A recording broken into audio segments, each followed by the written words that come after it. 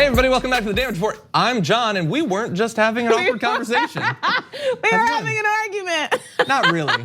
Our arguments are always not really, but it was a tiff. There's just no emotion behind it. Yeah, Do you know what because I feel nothing in regards to Also, I think it's because that's our love language, fighting. It's something anyway, some kind of language. That book, there's the love language book. There's gotta be an opposite of that, right? 5 different ways to fight. Maybe I should write that. I don't know. I think you're helping me with a case study on one of them at least. Anyway, we got a lot that we're gonna be talking about today. Not only do we have a guest who's gonna talk about the possibility that eventually science could get to the point where we could reverse the aging process, which I could use soon, honestly. If they could really like get on that would be nice. You are not aging poorly, you just need a nap. Oh, I'm aging. On my, that too. Love my co-host telling me I look tired. That's always, and it's Monday, by the way. It's Monday morning, and she's saying that. Fridays when I'm really rough. Monday, starting off on the downslope. I don't even remember what I was gonna say. We got stuff, there's politics going on. We've got a lot of stuff, yeah. So you know what, I'm not even gonna give you the preview, she ruined it. Let's just move on to the first story then. There's others, I guess, you'll have to wait around and find out. Something Baghdadi, let's do that. We found out over the weekend that the founder and leader, the big man of ISIS, Abu Bakr al-Baghdadi, is now dead, taken out by the US military, or at least took himself out as a result of US military action against him. This weekend, he died by his own hand at the end of a dirt track. A mound of rubble was all that was left of his final hideout. We found out later on, by the way, that the compound that he'd been staying in was destroyed by the US military after their operation to take him and the other people around him, in part because they didn't want it to turn into some sort of shrine for ISIS. But I have a feeling that if you really want it to be some sort of shrine, the fact that it's rubble now is not necessarily gonna stop you. It's a shame. But I get the idea there. They don't want to make it any easier for him to become some sort of martyr as a result of him dying. So that is the good news. This is a horrible guy. Horrible guy. Horrible organization. A rapist, a murderer, a terrorist. Every way you could be bad. So objectively good that he's taken out. And then there's other stuff about Trump that's gonna be not as quite as good. So you can't just have a good piece of news. Right. You could have if we had a different president who hadn't been so weirdly self-serving and juvenile in the way that he presented to the world that the military had taken out this horrible terrorist. But anyway, so let's just put it on the books. It is a good thing that the US military took him out because he had done a lot of bad things and he certainly had in mind to do a lot more in the future. Yeah. Anything you want to say before we get into the bad stuff? This president is just out of control. Just in this morning, he's trying to top what was one of the worst speeches he's ever given. You're talking about Chicago? The announcement of this. Yeah, now he's trying to top that this morning. It's just. Yeah, he's been on one. So look, I guess it would be natural in this sort of situation to say, well, how do we know for sure that we actually got him, especially if he killed himself by apparently detonating some sort of suicide vest. I get your fears, but apparently we do know. Trump said that al-Baghdadi's death was confirmed using DNA at the site. No US service members were killed or wounded. Trump said other members of ISIS fighters and Baghdadi's companions were killed in the attack, but he did not specify how many. Others were taken into custody. The US military apparently developed or employed some sort of extraordinarily fast DNA scanning system, in part because of controversy around the killing of Osama bin Laden, where conspiracy theories developed that he did not in fact die. Right. So apparently it is believed that he is alive. This is obviously incredibly graphic, but the whole story is going to be, you know that going in here. Apparently his head was largely intact after he died, so that should aid in confirming that it was actually Baghdadi as well. Now, even weirder and more graphic is in his initial presentation of this information. Donald Trump spoke for a little while, and then he was asked questions, which went on for about 40 minutes. And he got incredibly graphic.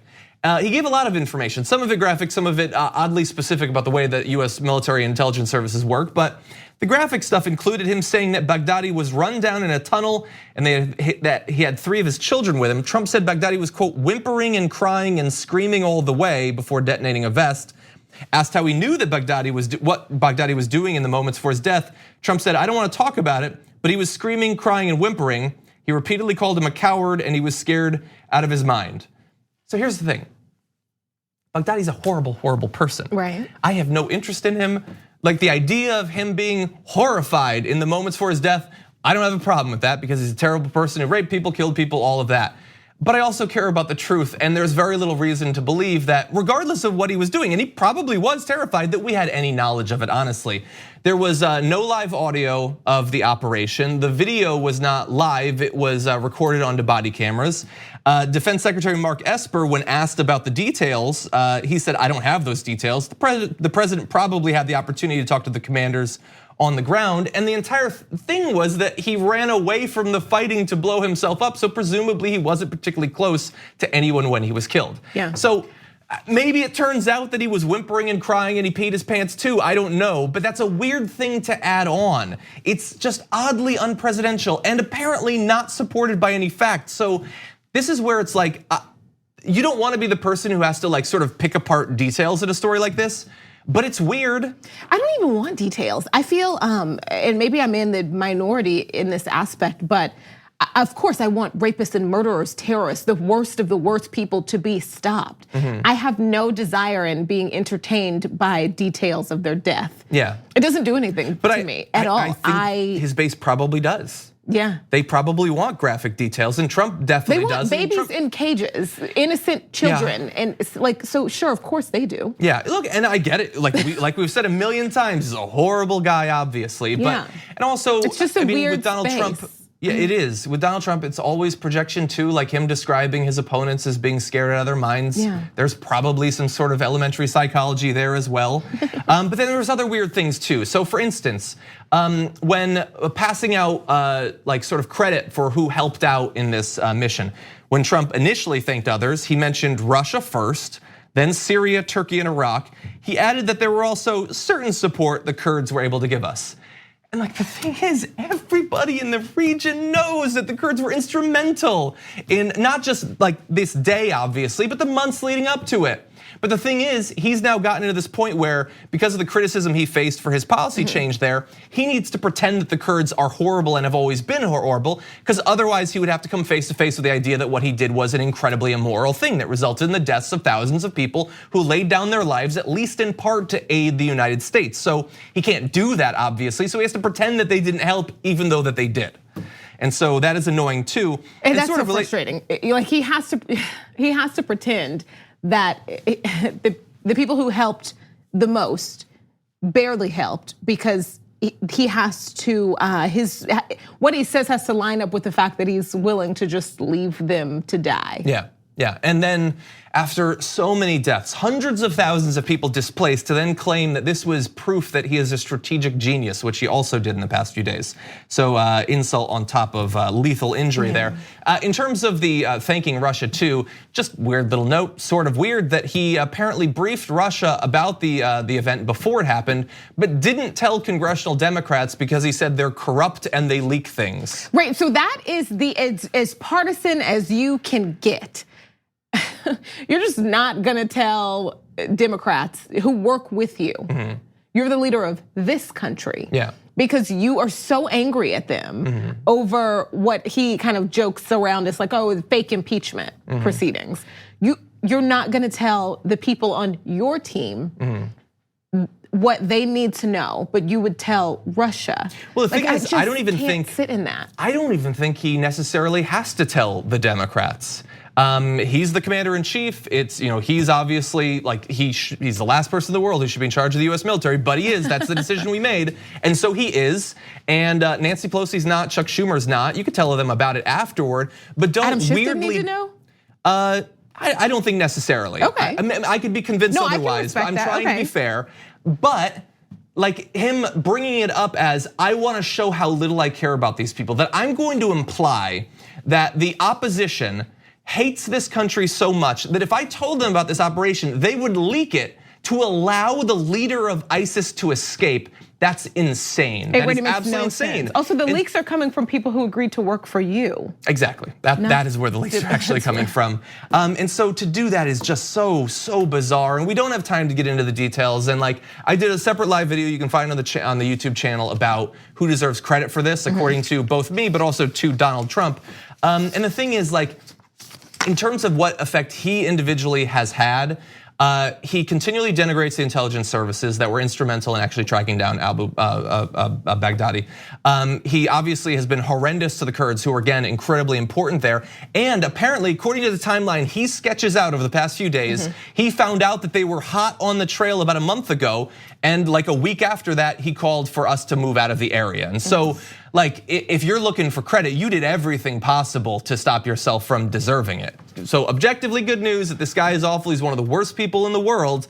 But Donald Trump has done everything he can over the past few days to make this a weird and offensive sort of event. Not like when Barack Obama announced that that Osama bin Laden had died, he said he did this long speech, and in it he said, our forces moved in and they took out Osama bin Laden. That's all they said. An absolute lie if we pretended as if like the credit wasn't absolutely given to SEAL Team 6. Absolutely it was. And here we have Trump, who is acting as if he flew there and strangled this man with his bare hands. Yeah. And then came back to stage that photo, which we'll get to later. Which we'll get to a little bit later on. And came up with a new name for canines. According to his speech, he calls them dogs. That's what he says. Anyway, just really weird, but hey, it's 2019, so what do you expect? Yeah, all right. Okay, we're gonna take a short break. We come back, guest is gonna join us for some totally other information. We need to talk about a relatively new show called the Republic, or UNFTR. As a Young Turks fan, you already know that the government, the media, and corporations are constantly peddling lies that serve the interests of the rich and powerful. But now there's a podcast dedicated to unraveling those lies, debunking the conventional wisdom. In each episode of the Republic, or UNFTR, the host delves into a different historical episode or topic that's generally misunderstood or purposely obfuscated by the so-called powers that be, featuring in-depth research, razor-sharp commentary, and just the right amount of vulgarity. The UNFTR podcast takes a sledgehammer to what you thought you knew about some of the nation's most sacred historical cows. But don't just take my word for it. The New York Times described UNFTR as consistently compelling and educational, aiming to challenge conventional wisdom and upend the historical narratives that were taught in school. For as the great philosopher Yoda once put it, you must unlearn what you have learned. And that's true whether you're in Jedi training or you're uprooting and exposing all the propaganda and disinformation you've been fed over the course of your lifetime. So search for UNFTR in your podcast app today and get ready to get informed, angered, and entertained all at the same time.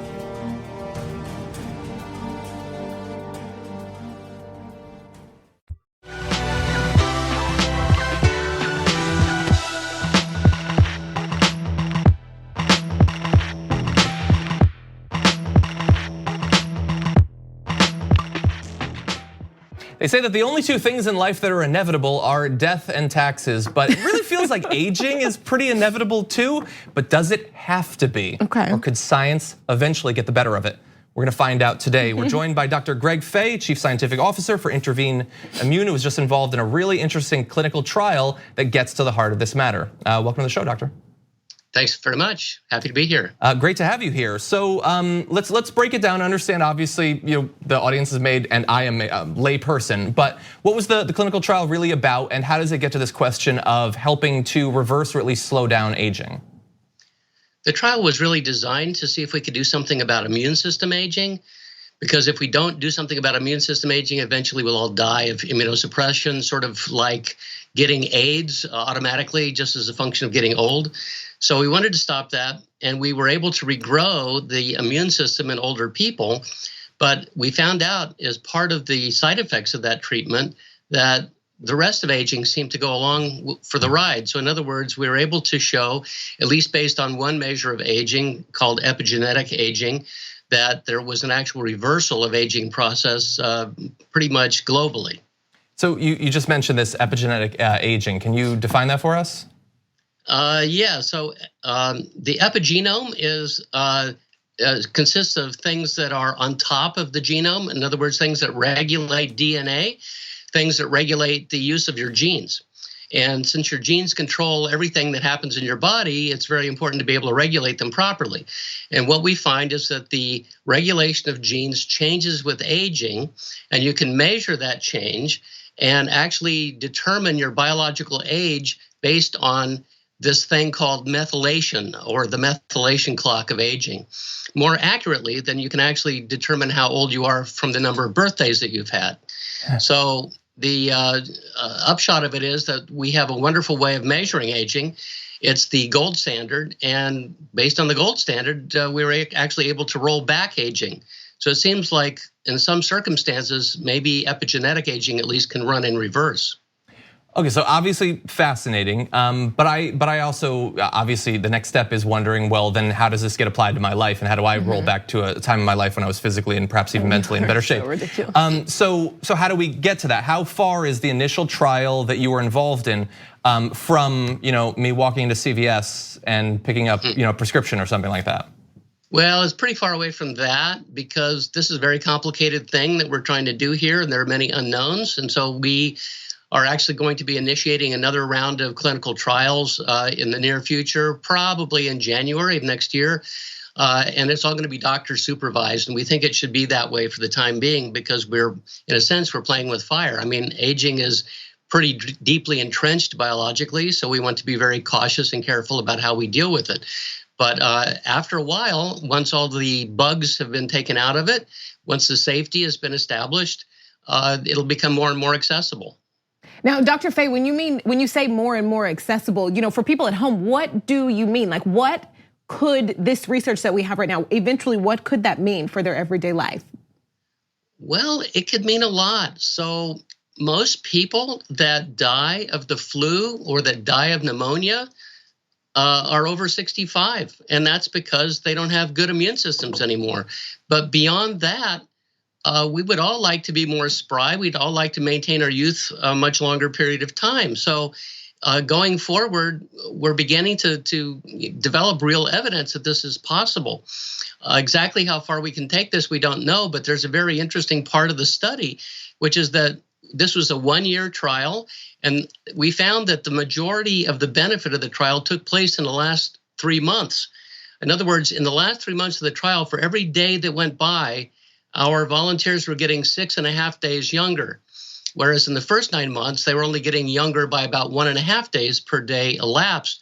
So if this acceleration of aging reversal is really true, it may have a lot to do with the happiness that we experience later in our lives.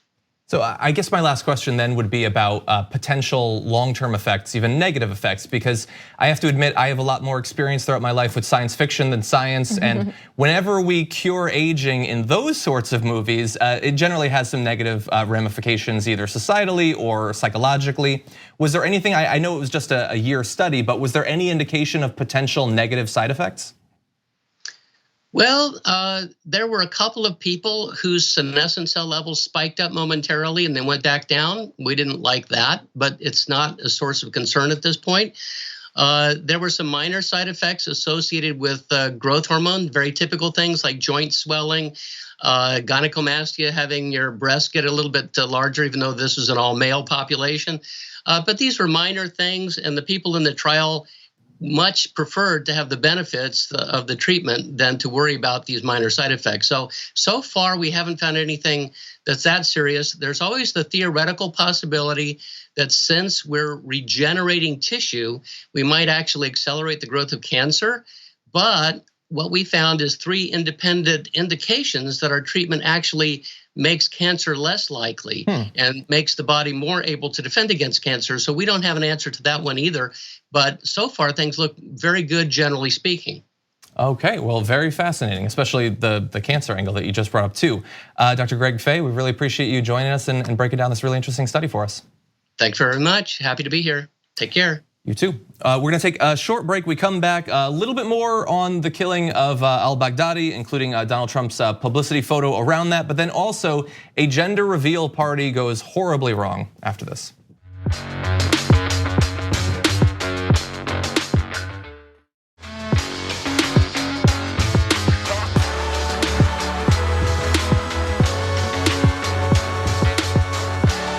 It's this weird tradition in America that you're not allowed to kill a major terrorist without having some sort of photo to commemorate the occurrence. So let's take a look at the photo that was taken as the operation was unfolding, where Al-Baghdadi was killed. There you see Donald Trump in the Situation Room with a whole bunch of other men that all look suspiciously similar.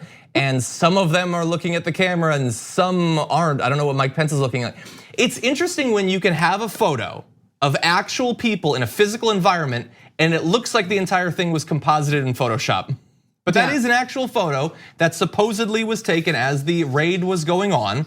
And it was taken for a very simple reason, because everybody remembers the photo of Obama. That's exactly why it was taken. And so you know that he was like, they're like, we've got him cornered. He's in a compound. Should we send him in? Yeah. Get the photographer. We need to make sure the lighting's good. Right. But anyway, just in case you didn't see that, here is the very classic photo of President Obama during that. And you see the Situation Room. You see Joe Biden, who will use this photo as a reminder that he's good friends with Obama. But anyway, I'm kidding. That photo Hillary also Clinton looks was kind of composited. Like the big, I think, focus of this photo back when we initially saw this. I thought so. I don't know. I like the look on Obama's face. And all of them you can see, it definitely looks composited. The people in the background do not look like they were actually there, but I'm gonna move past it. Anyway, they're all looking at a monitor because supposedly this photo was taken during the actual raid. And Pete Souza, who is very famously and outspokenly the photographer of the former president, says he took 1,000 photos throughout that day. And he just chose this one to sort of like, I don't know, I guess publicize a little bit more because it shows the intensity of the event. And that's where we get to comparisons between the two. Because if you put up just a quick split screen, look, they're both like, I guess, promotional photos. Like you have a photographer so you can put out photos, obviously. But one is clearly more staged. I mean, Donald Trump is looking. One is watching things unfold. The other person is looking posing directly at the camera and he's squinting his eyes to look like he has gravitas. Like he's 100% thinking at that second about Obama's photo. There's just so many things. Like one is one of, if not the most intelligent president we've ever had. Probably among the more intelligent presidents we've ever had.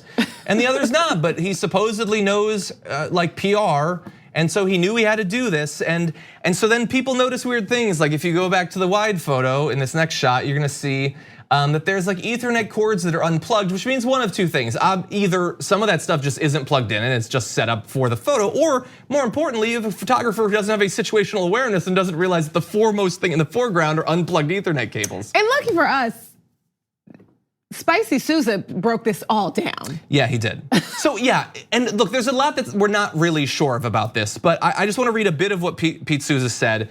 So he said that the metadata of the Trump photo was marked for 5:05 p.m. The raid on Baghdadi took place at about 6:10 p.m.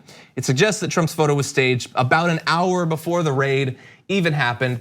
I have no idea. I don't know what it's gonna end up being, but we know that it was staged. They're all staged, but there are degrees of staging. And that was a very conscious effort to try to take what Obama had gotten with that photo that just happened to happen because his photographer's always taking photos of him. That's it, that wasn't a staged photo at all. It was too serious of a situation to be thinking about pictures and posing for photos. Yeah. And he happens to have a photographer whose job is just to follow him around and take photos and document everything.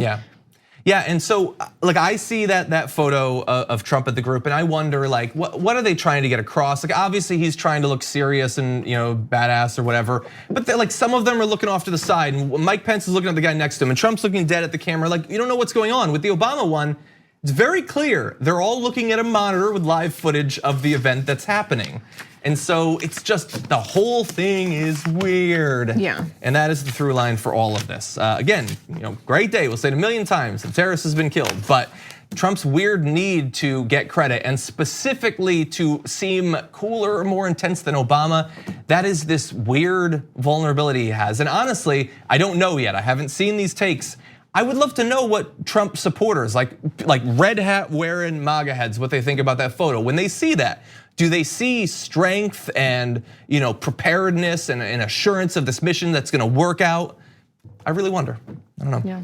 Okay, let's move to some very different news. Tragedy, but perhaps with a lesson there. You familiar with gender reveal parties? There are these parties where you find out what the gender of your baby is going to be, and they can go well. Best case scenario, it's a party. Worst case scenario, unfortunately, tragically, people can die. And we have an instance of this today where a 56-year-old woman died in Knoxville, Iowa at one of these parties. The gender reveal, quote, announcement resulted in an explosion. The office did not elaborate on the nature of the explosion or what debris struck a woman, but apparently that is what happened. Real explosives were used. Debris flew off from the explosion, struck a woman that was at the party, and she did die. She was pronounced dead at the scene. These parties have gotten crazy, out of control. They're just supposed to be a place for expectant parents to announce the sex of their baby. They've become more elaborate, with some involving plumes of smoke, pops of confetti, or explosive effects to the shades of blue and pink. Explosive effects, though, not blowing up like a mound of rock or something like that. And this isn't the only one that's gone poorly. A US Border Patrol agent's gender reveal party in Arizona last year sparked a fire that consumed more than 45,000 acres and caused more than $8 million in damage. In Australia, a car that began slowly expelling blue smoke to announce the gender of a baby burst into flames. The driver, who jumped out of the car, was convicted of dangerous operation of a car.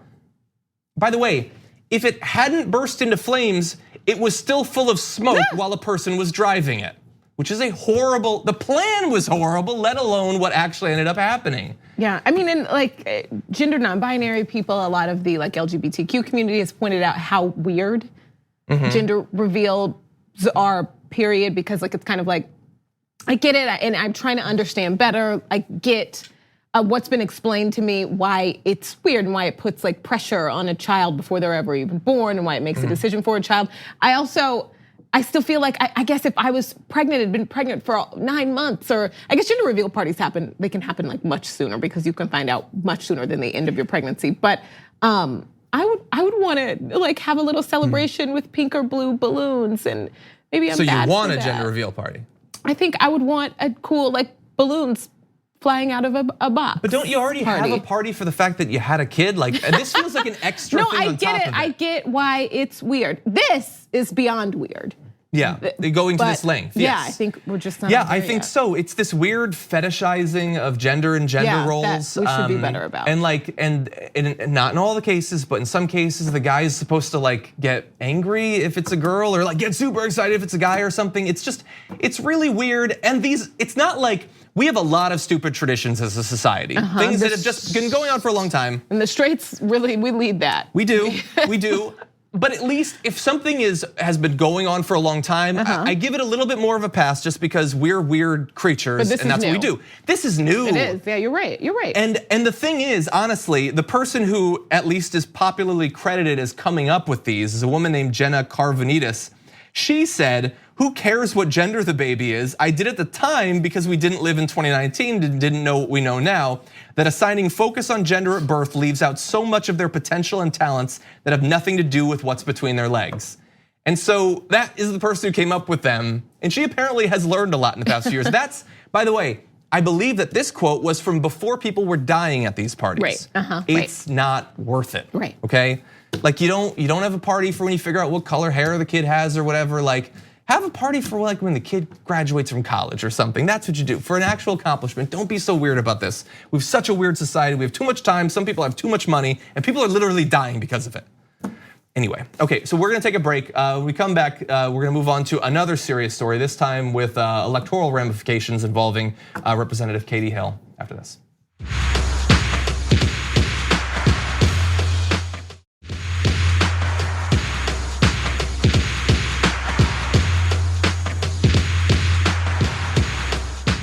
It was announced over the weekend that Representative Katie Hill, a new representative from our state of California, is in fact going to be resigning as a result of a scandal that she has found herself embroiled in as a result of an ex-husband and some right-wing news sites. So I want to give you all the details. First, a comment from Representative Katie Hill, who said, "It is with a broken heart that today I announce my resignation from Congress. This is the hardest thing I've ever had to do, but I believe it is the best thing for my constituents, my community, and our country."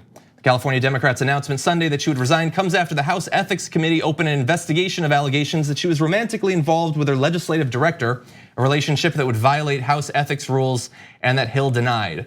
Understand that the reason we know about this is because of a conservative news site and a British tabloid that published nude photos of Hill without her consent. But they're just fine. She's resigning, but they're gonna do okay. They probably made quite a bit of money off of it, actually. Right. And so it's weird how that works out in society. We have a lot more on this, obviously, but what do you think initially about the fact that she is resigning because of this? I mean, I get it, I understand it. This is mortifying, this is embarrassing. She wants it to end, and it's also, she feels like, and this is something that Republicans don't do. When we've seen so many Republicans absolutely ruin their families when they have crazy things going on in their past, and they would rather go into a confirmation hearing knowing that it's all gonna be exposed because they want the job. This is like the absolute opposite of Kavanaugh.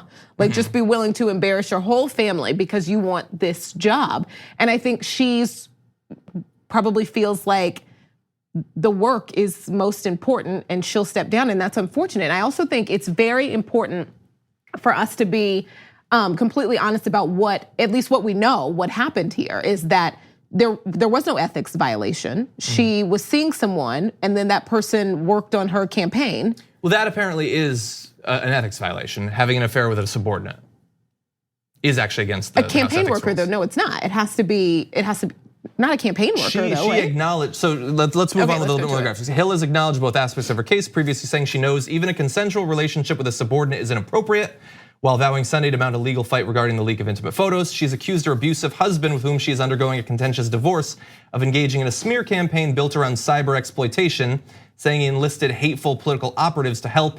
The nude photos were published by the conservative site Red State and the Daily Mail. So previously that sort of relationship would not have violated any sort of ethics violations, but actually some of the rules changes that came about as a result of the Me Too movement have changed it so that even consensual relationships with a subordinate in your office or campaign is against. But is it in your office I or want to be campaign? clear. I think it's just in your office. Well, she's saying it was against the rules. Okay.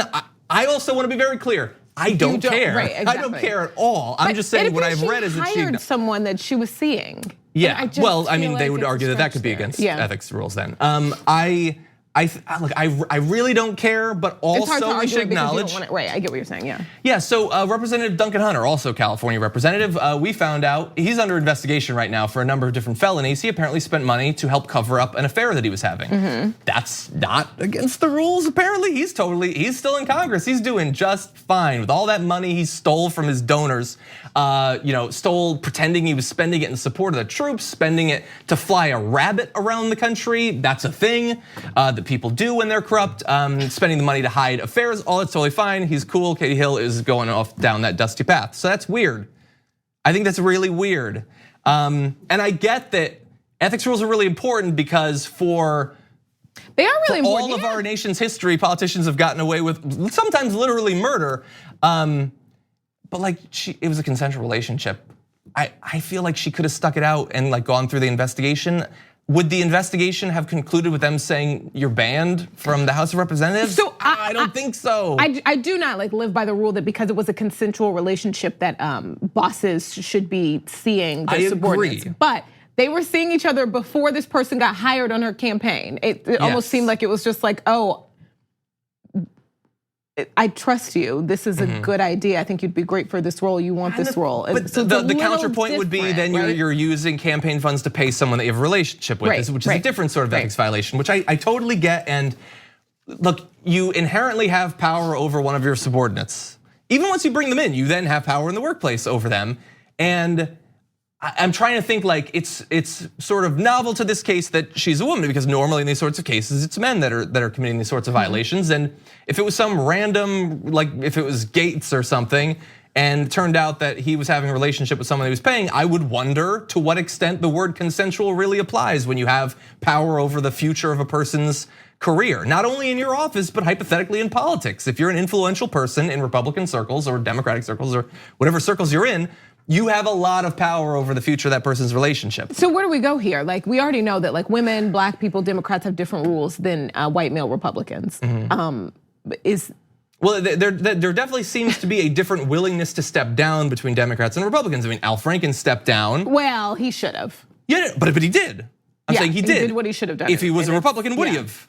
Probably not, but he still should have. I mean, Donald Trump is president right now. He faces 200 different women with a variety of different accusations, that he from shouldn't be ogling president. to literal rape. And there's no consequences whatsoever. It's not just not being president. I mean, I don't know what other consequences there could be, but there's nothing. There's literally nothing. And so again, this is a thing where where I was saying about Mark Zuckerberg and lying last year, if one side holds to a standard and the other side doesn't, then they are going to benefit. They're gonna hold their positions, they're going to, like Roy Moore, he very narrowly lost that election. If he was a Democrat, he probably would have stepped down after it came to light that he was apparently like a predator for little girls for years and years and years. But with a Republican, he almost won, and if he had won, do you think that the Republicans would have thrown him out? That they wouldn't have let him vote on judicial appointments and those sorts of things? It really sucks when you have a standard that you're trying to apply to everyone, but only half of the political spectrum abides by it, and the other half doesn't because they know that their voters don't care. Right, it does. We still have to have those standards. I just don't know if I feel like this situation, if I would even be calling for that on the opposite side. This seems like. And that's why if she'd had the investigation, maybe we could have worked it out. Yeah. But she's stepping down, which again, we can't expect her to want to put her family through all this, put herself through this. I mean, this has gone to nude photos being published internationally. And so she said about that, having private photos of personal moments weaponized against me has been an appalling invasion of my privacy. It's also illegal, and we're currently pursuing all of our available legal options. It's just, it's disgusting for anyone, for politicians, for anyone. And the fact that if you believe what she's saying, that her husband is behind this. I mean, the fact that they're gonna get away, probably legally, with the publishing of the photos to put pressure on her, that these right-wing sites who would never care at all if it was a Republican that did this, that they're targeting her. Remember, it was a right-wing site that was publishing literal fake nude photos of AOC earlier this year. They love this stuff. And again, bear in mind, they're the values voters on that side, but they love this stuff. And so, look, she probably did violate some rules. I would have liked, again, it's not on her to be forced to go through the investigation, but I don't know how it would have ended up in the end. And it sucks that really dishonest, horrible people who are behind this thing have really succeeded. They've gotten what they wanted out of this. Yeah, I agree. And that doesn't feel like justice, even if she did violate the rules. One more quote I want to read. I'm sure she did.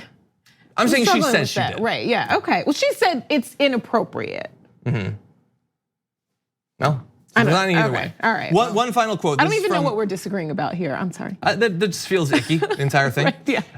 So this is Jill Filipovic, author of The H Spot, The Feminist Pursuit of Happiness, who writes, it's important to have consistent standards and say that sexual relationships with underlings are not appropriate, whether the boss is male or female. But if we care about gender equality and the ability for women to fully participate in the public sphere, the sexualized attacks against Hill are the most pressing matter. And let's not pretend that there won't be different standards or different availability of ammunition or different many things with women than with men. And so these rules were set up in the wake of Me Too, but they might end up being deployed more against women than against men, which again, doesn't really feel just at the end of the day. Okay, we're gonna take a short break. We come back, we're gonna end with something a little bit lighter. Video from the World Series, which we don't often play here on the show, but you'll understand why after this.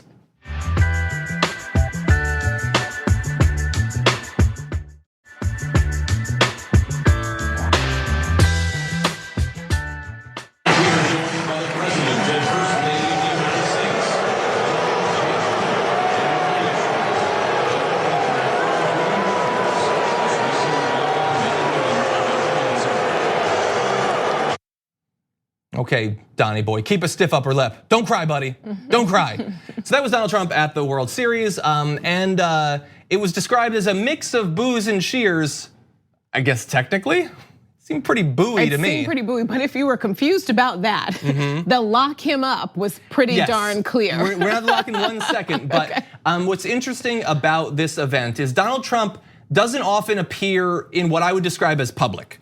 He's in his buildings, he's in his office, he's at a meeting. He goes to his rallies, but that's all his supporters. And so the thing is that as a politician, if you create this sort of world for yourself, your support is tangible. You can see it, you can hear it cheering at you, but the opposition is this like vague thing. It's the fake news, it's the politicians who are mean to me, it's the election where the popular vote was stolen by millions of votes against me. So you believe that the opposition isn't really as strong or as big as you think, but then you go out in public and you realize it. And we get to see the moment he realizes it in this little zoom in shot.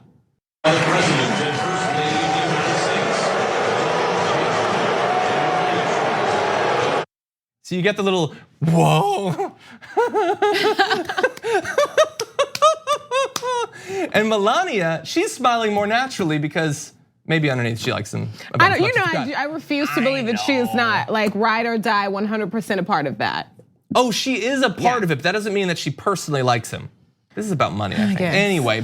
Anyway, how bad was it? Well, according to one article, the boos reached almost 100 decibels, which sounds loud. It's not a warm welcome. But anyway, as you point out, the boo is one thing. The chant actually got a little bit more against Trump, as you'll see.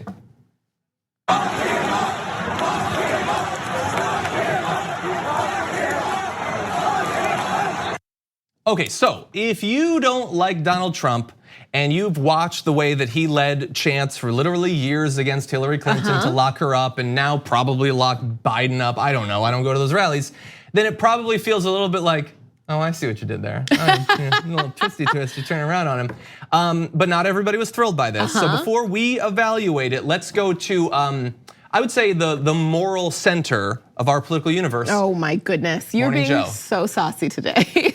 Let's watch. It's un-American. It started with Donald Trump. In fact, he's made it a centerpiece of his campaign rallies. We find it sickening when it happens at his rallies. I find it kind of sickening to watch people leering at the president. We are Americans, and we do not do that. We do not want the world hearing us chant, lock him up to yet he created this president or to any president. That's what I'm saying. Okay, so Morning Joe is second. Diverse cast to talk about this today. Would it be possible to get that shot when they zoom out and they've got like all the guests around the edge? Because I appreciate that news has a new commitment to diversity, and so like you've got some white guys with blue ties, you've got some white guys with glasses. So wild.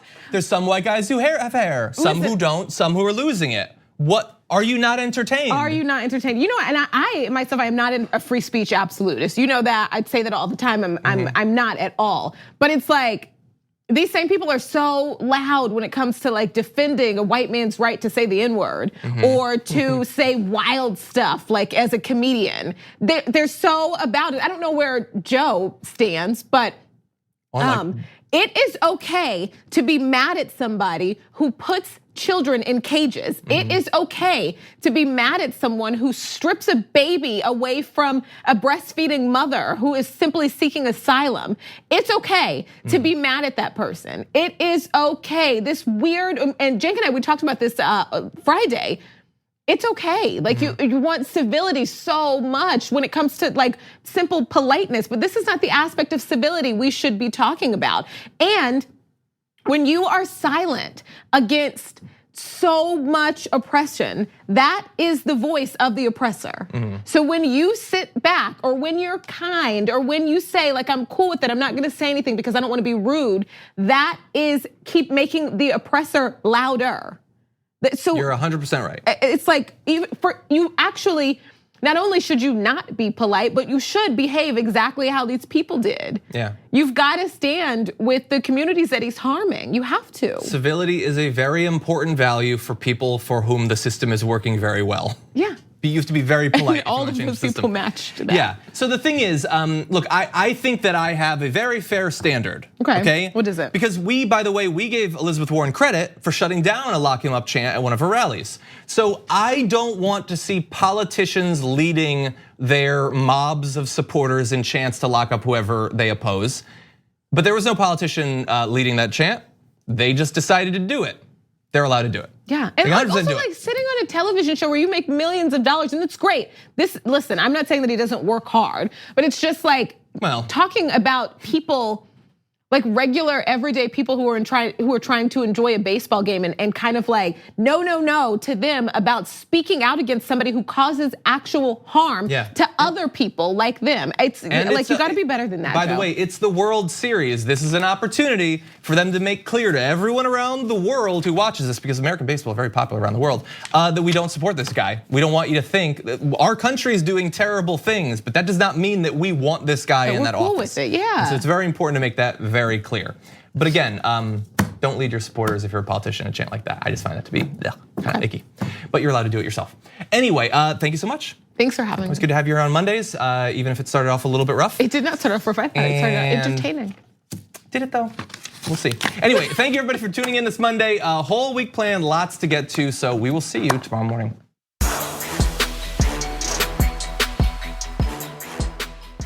Thanks for listening to the full episode of The Damage Report. Support our work, listen ad-free, access members-only bonus content, and more by subscribing to Apple Podcasts at apple.co/TYT. I'm your host, John Adarola. I'll see you soon.